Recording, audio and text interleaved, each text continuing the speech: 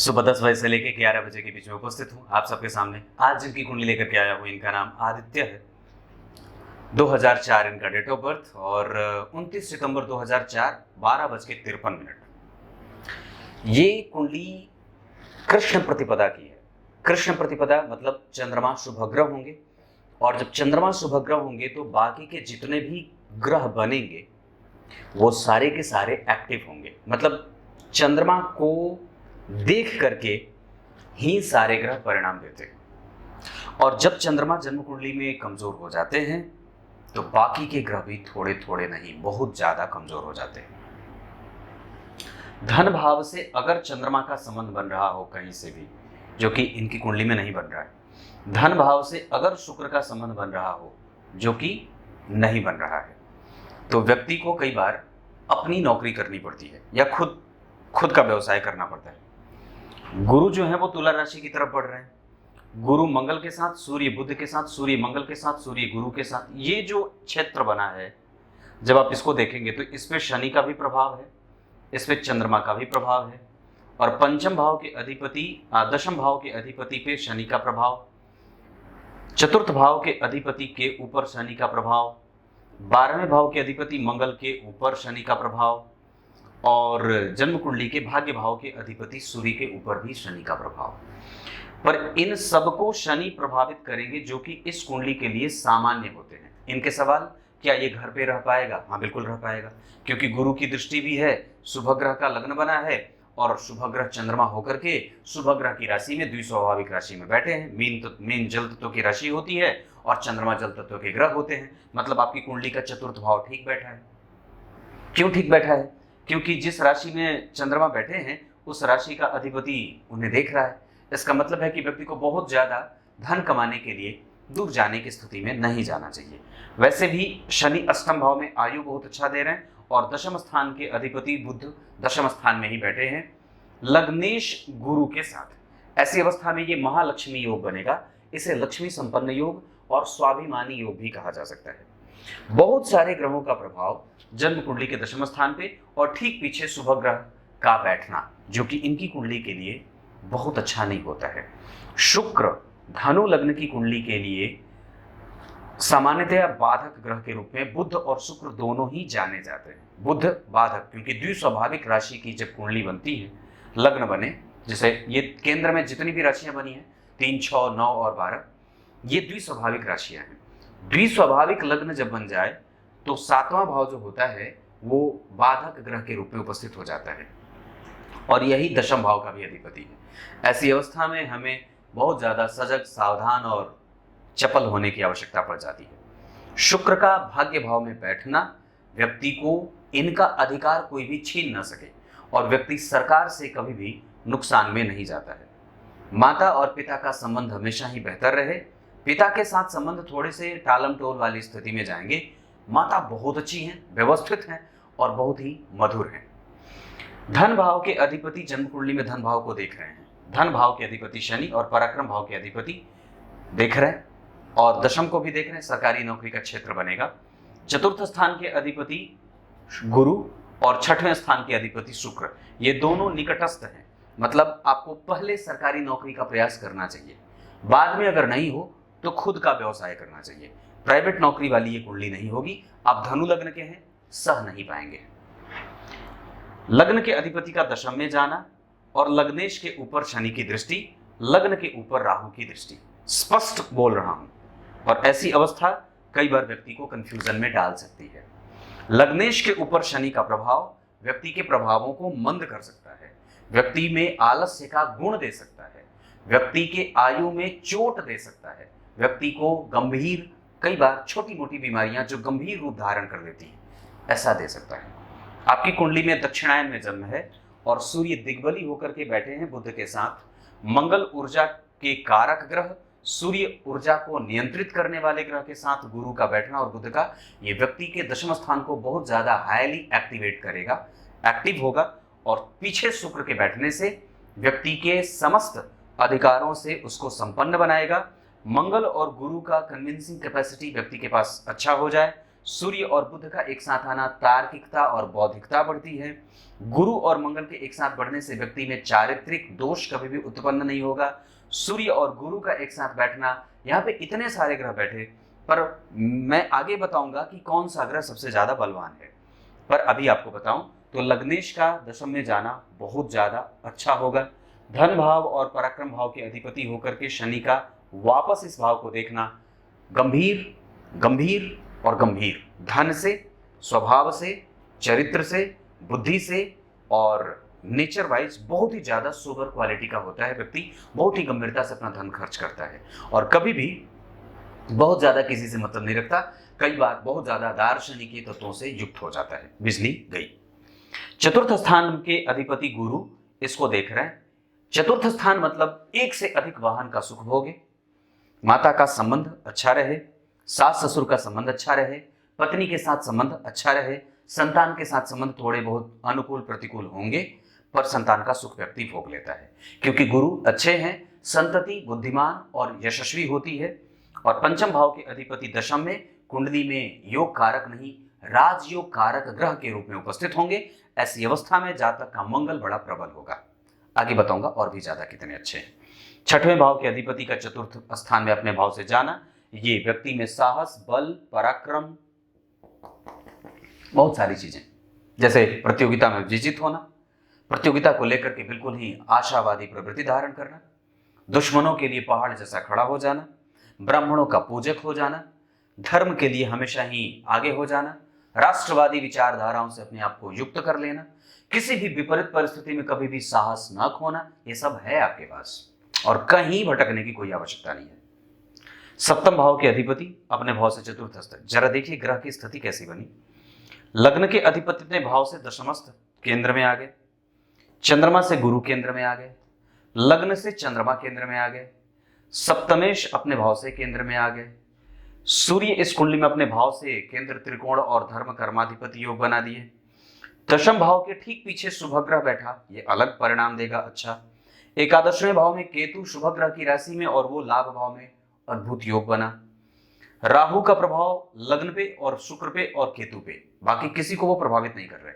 राहु का प्रभाव शुक्र पे तो व्यक्ति के जीवन में कई महिलाएं आती हैं। राहु का प्रभाव यहाँ पे तो व्यक्ति व्यवसायिक नेचर का होता है। राहु का प्रभाव लग्न पे तो अलग तरीके का दार्शनिक प्रभाव होता है। राहु ने कभी किसी को नष्ट भ्रष्ट और कष्ट में नहीं रखा है। शनि की दृष्टि यहाँ के लिए लाभदायक, शनि की दृष्टि यहाँ अपनी राशि, शनि की दृष्टि यहाँ के लिए नुकसानदायक। मतलब शनि, मंगल, राहु और केतु, इसका मतलब सबसे ज्यादा नेगेटिव कौन हुआ? पंचम भाव। पंचम भाव क्या है? माध्यमिक शिक्षा के बाद ग्रेजुएशन तक थोड़ी बहुत मशक्कत हो सकती है। उच्च शिक्षा ठीक है, क्योंकि शुक्र नीचा विलासी हो रहे हैं तो थोड़ी सी मशक्कत बाहर जाने में हो सकती है, तो कोशिश करें कि यहीं पे हो जाए सारी पढ़ाई। बाहर जाने का योग थोड़ा कम सा है। आपकी कुंडली में चतुर्थ भाव के अधिपति चतुर्थ में, चतुर्थ के दिग्बली ग्रह चंद्रमा, और वैसे भी इस कुंडली में शुक्र की उच्च राशि बनी है जो षडाष्टक में है।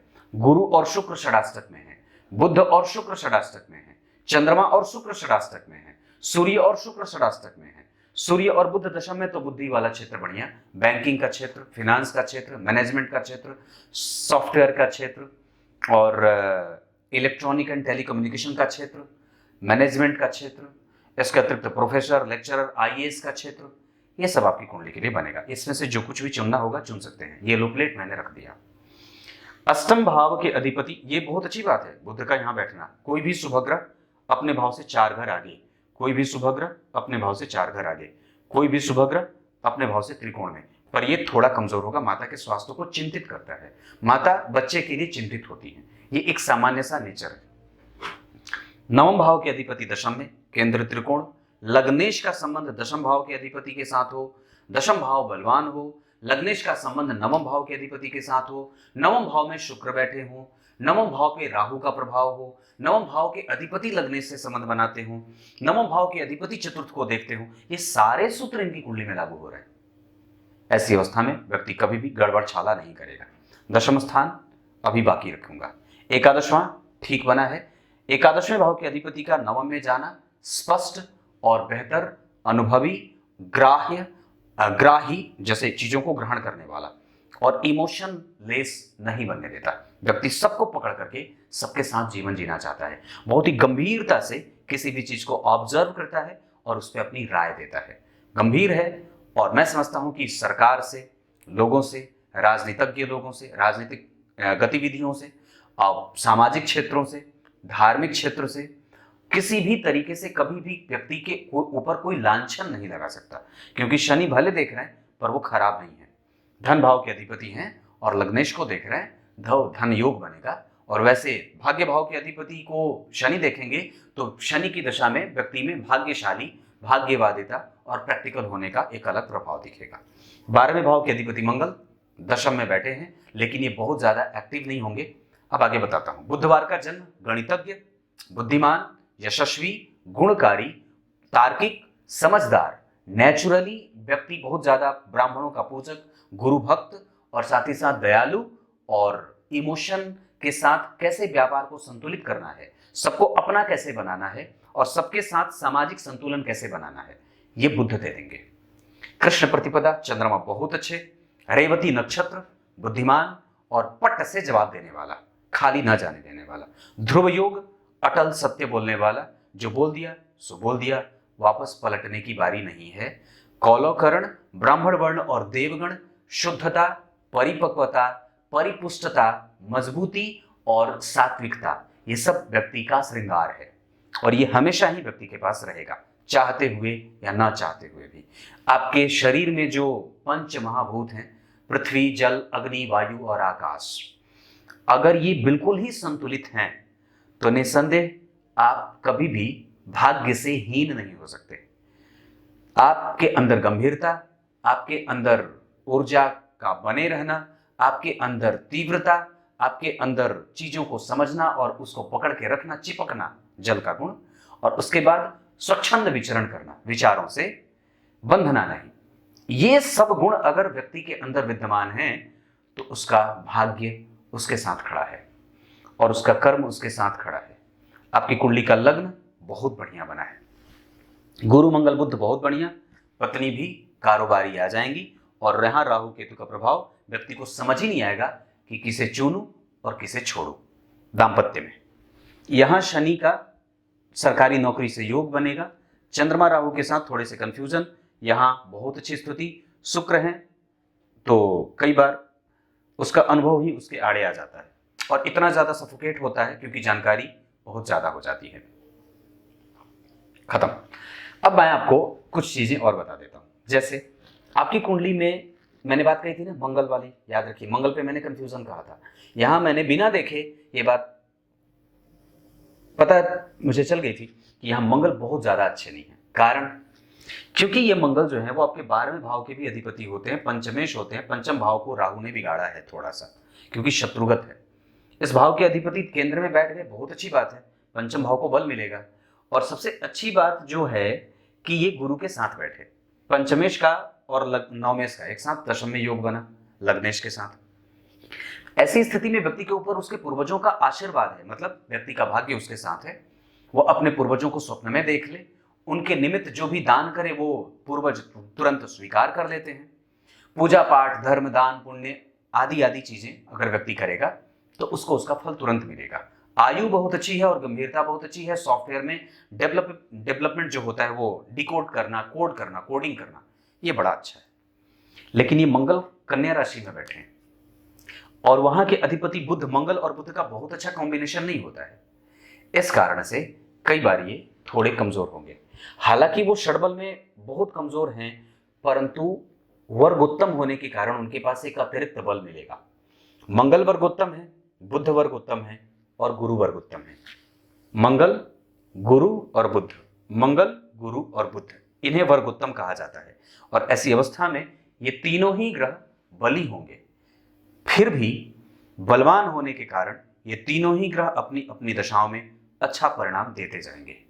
गुरु तो वैसे भी देना होगा, सूर्य वैसे भी देंगे, शुक्र थोड़े से कमजोर करेंगे भाग्य को, शनि थोड़े से मंद गति से व्यक्ति के जीवन को प्रफुल्लित करेंगे। वैसे षडबल में शुक्र भी अच्छे बैठे हैं। आगे बढ़ के बताऊं तो आपकी कुंडली में राहु ठीक नहीं बैठा है, शुक्र ठीक नहीं बैठे हैं और लग्न ठीक बैठा है। सूर्य और मंगल तत्वतः कमजोर हैं, इस वजह से पूजा आराधना बजरंगबली की और भगवान शिव की पूजा, या अगर हो सके तो सूर्य को अर्घ आदि हमेशा ही दिया करिएगा। केतु ठीक ठाक है। शनि थोड़े अच्छे हैं, बहुत ज्यादा अच्छे नहीं हैं।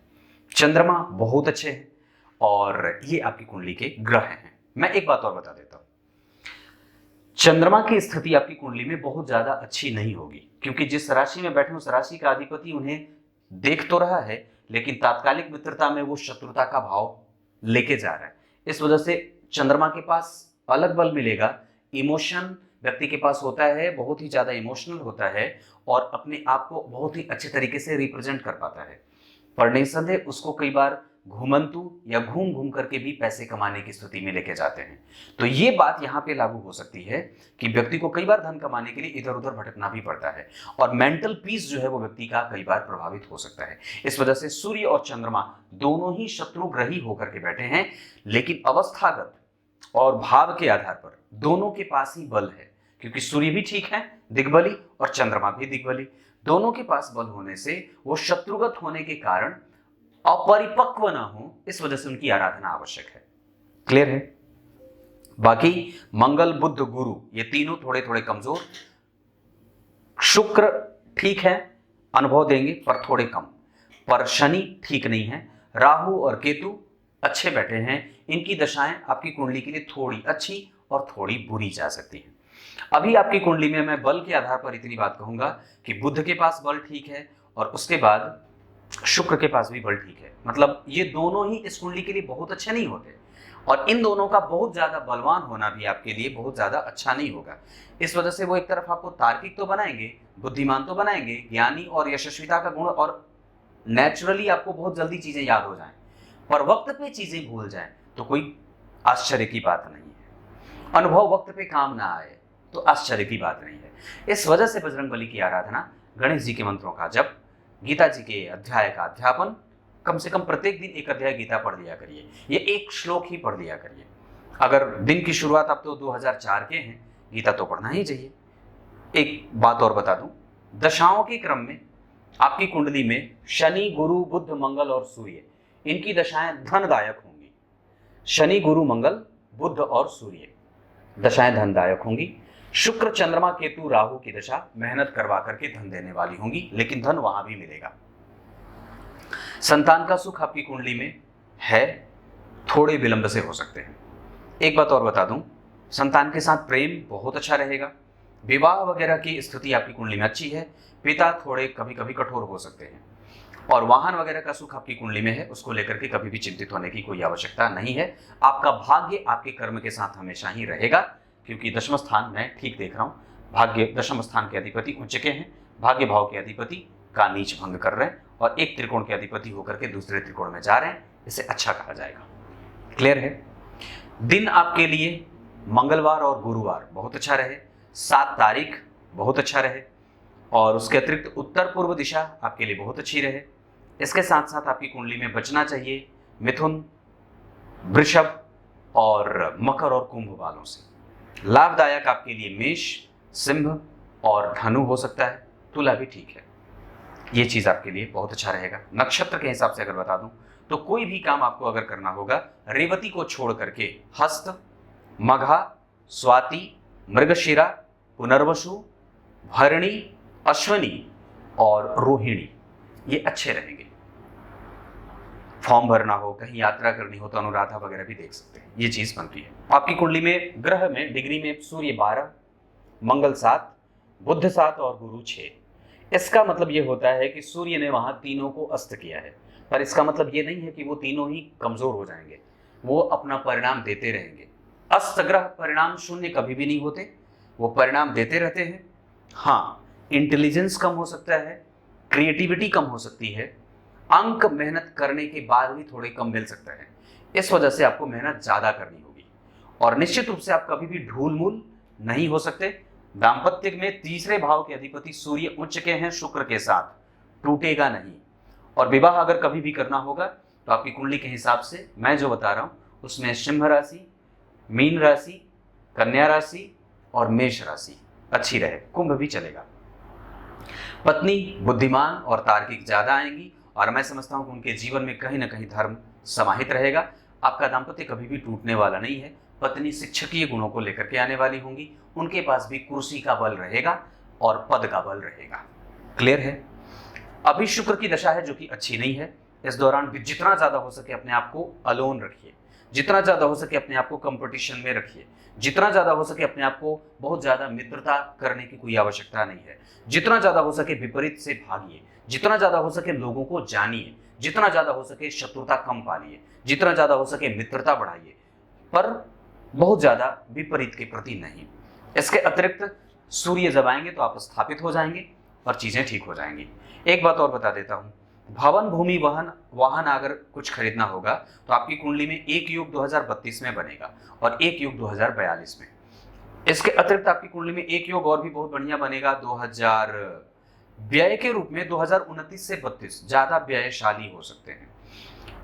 एक योग 2025 के 5वें से लेकर के 26 तक बहुत अच्छा रहेगा। इसके अतिरिक्त 2028 से 29 तक का वक्त भी बहुत अच्छा रहेगा और उसके अतिरिक्त एक वक्त 2034 से 38 तक वाले में गंभीरता बढ़ेगी और बहुत सारी चीजें आपके लिए धन के रूप में प्राप्त होने के योग बनेंगे। सूर्य के बाद चंद्रमा, चंद्रमा के बाद मंगल, मंगल के बाद राहु, लेकिन सूर्य वाली दशा आपके लिए बहुत ज्यादा प्रभावकारी रहेगी।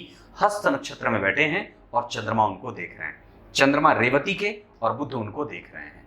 मंगल जन्म कुंडली में उत्तरा फाल्गुनी के और वो सूर्य उन्हीं के साथ, बुध उत्तरा फाल्गुनी के, सूर्य उन्हीं के साथ, गुरु उत्तरा फाल्गुनी के, सूर्य उन्हीं के साथ। इस वजह से कम गुरु मंगल और बुध के पास सूर्य का बल है। इसका मतलब यह होता है कि व्यक्ति कभी भी चारित्रिक रूप से दोष से युक्त नहीं रहेगा, वो कभी भी चारित्रिक पतन का शिकार नहीं होगा। शुक्र के ऊपर राहु की दृष्टि है तो खर्चीला अवश्य हो सकता है, पर खराब बुद्धि का नहीं है, क्योंकि द्वितीय भाव पे शनि की दृष्टि है और लग्नेश के ऊपर भी शनि की दृष्टि जा रही है।